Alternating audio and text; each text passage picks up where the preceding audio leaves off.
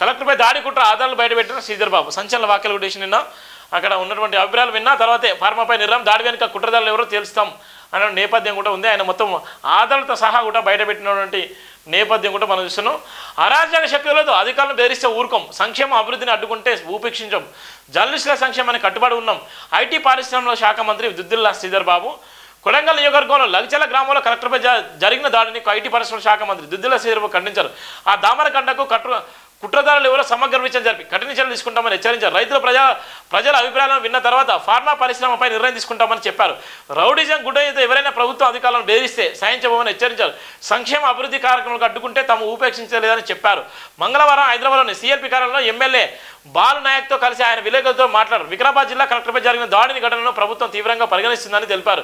ఈ దాడి చేసేందుకు 10 రోజుల ముందే నుంచి ఎవరు ఎలా ప్లాన్ చేశారో త్వరలో బయట పెడతామని చెప్పారు.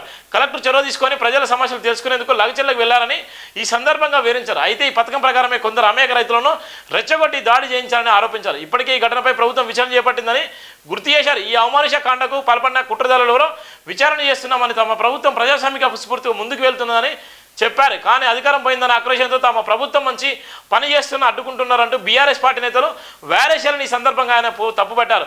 రాష్ట్ర అభివృద్ధి కోసం తాము వేసే ప్రతి అడుగులో ఇబ్బంది పెట్టే ప్రయత్నం చేస్తున్నారంటూ ప్రతిపక్ష పార్టీ నాయకులపై ఆగ్రహం వ్యక్తం చేశారు. జిల్లాలో పరిశ్రమలు ఏర్పాటు చేద్దామంటే బీఆర్ఎస్ నాయకులు అడ్డుకుంటున్నారని విమర్శించారు.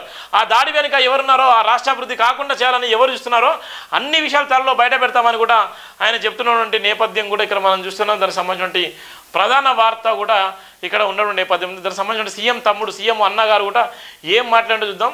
సీఎం ఏ సందర్భంలో అన్నారో తెలియదు. ఇటీవల రవీంద్ర భారత్ నిర్వహించిన జర్నలిస్టుల సమావేశంలో జర్నలిస్టులకు ఫ్యూచర్ సిటీలో ఇండ్ల స్థలాలు ఇస్తామని సీఎం చెప్పారు. ఇప్పుడేమో రెండోసారి అధికారంలోకి వచ్చిన తర్వాత ఇస్తామని సీఎం రేవంత్ రెడ్డి అన్న విషయాన్ని మంత్రి శ్రీధర్ బాబు వద్ద ప్రస్తావించగా ముఖ్యమంత్రి ఏ సందర్భంలో అన్నారో తెలియదు. కాంగ్రెస్ ప్రభుత్వం జర్నలిస్టుల సంక్షేమానికి కట్టుబడి ఉంది.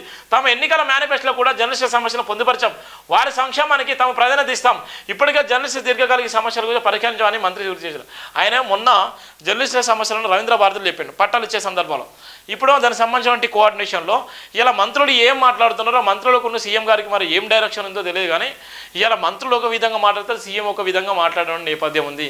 ఇలా కోఆర్డినేషన్ లేక జనం అయితే ఇబ్బంది పడేటువంటి పరిస్థితి అయితే ఉన్నది. ఇలా జర్నలిస్టులకు సంబంధించిన ప్రధాన వార్త. అమ్మాయిల చదువులకు ఆటంకాలు ఎన్నో, పాపం అమ్మాయిల చదువులకు ఎన్నో ఆటంకాలు కూడా జరుగుతున్న నేపథ్యం ఉంది. అమ్మాయిల చదువులకు ఏ విధంగా ఉంది, ఇలా అమ్మాయిలు ఏ విధంగా ఉన్నారు, అమ్మాయిలకు సంబంధించినటువంటి చదువు ఏ విధంగా చేస్తారు, ఇలా కేంద్ర ప్రభుత్వం రాష్ట్ర ప్రభుత్వాలు ఏ విధంగా ఉన్నాయి, వాళ్ళకి సంబంధించినటువంటి ప్రధాన వార్త కూడా జయబింద్ర పత్రికలు రాసిన నేపథ్యం ఉంటుంది. మనలో సగం మందిని వెనక్కి నెట్టేసినప్పుడు మనం అందరం విజయం సాధించడం అంటారు నోబెల్ పురస్కార గ్రహీత, పిల్లల హక్కుల కార్యకర్త మలాల యూసఫ్జార్. అవన్లో సగం, ఆకాశాల సగం, సగం సమాజంలో సగం అంటూ గొప్పగా చెప్పుకుంటున్న అమ్మాయిలు విద్యా అవకాశాలు మాత్రం నేటికి ఆమల దూరంలో ఉన్నారనేది లెక్కలు చెప్తున్న వాస్తవాలు. అమ్మాయి చదువు ఇంటికి వెలుగు అనేది పాత నానుడైతే అమ్మాయి చదువు సమాజానికి వెలుగు అనేది నేటి అవసరం. కానీ ఈ అవసరాన్ని గుర్తించడంలో కేంద్ర రాష్ట్ర ప్రభుత్వాలు తీవ్ర నిర్లక్ష్యం చెప్తున్నారు. అందుకే కొందరు బాలికలు విద్య ఇంకా అందని ద్రాక్షగానే మిగిలిపోతుంది. సగం మంది అమ్మాయిలు ప్రాథమిక స్థాయిలో చదువుకు దూరం అవుతున్నారని సర్వేలు చెప్తున్నటువంటి విషయం ఉంది.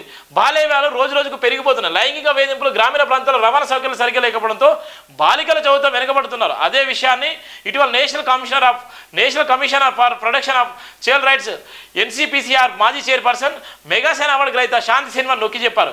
వారి బృందం కింది స్థాయి వరకు అధ్యయనం చేసి వెలికి తీసిన నిజాలేవో చెప్పుకోదగ్గ విషయం ఏమిటంటే, ఈ మధ్యకాలంలో తల్లిదండ్రులు ఆలోచనలో కొంత మార్పు వస్తుంది. అబ్బాయిలతో సమానంగా తమ ఆడపిల్లలను బాగా చదివించాలని కోరుకుంటున్నారు. అయితే సమాజంలో ప్రభుత్వ విధానంలో ఏమాత్రం పెద్దగా మార్పు రావడం లేదు. ఇదే అమ్మాయిల చదువుకు ప్రధాన సవాలుగా మారిందని నిశ్చయంగా చెప్పవచ్చు. మన ప్రభుత్వాలు అమ్మాయిల చదువుకు ఇవ్వాల్సిందంతా ప్రాధాన్యం ఇవ్వడం లేదు. నేటికి 70% ప్రభుత్వ పాఠశాలలో మరుగుదొడ్ల సౌకర్యం లేకపోవడం ఇందుకు నిదర్శనం. మరి ముఖ్యంగా గ్రామీణ భారతంలో పరిస్థితి మరింత దయనీయంగా ఉంది. కొన్ని చోట్ల ఉన్న వాటిని ఉపయోగించుకునేందుకు నీటి సౌకర్యం ఉండదు.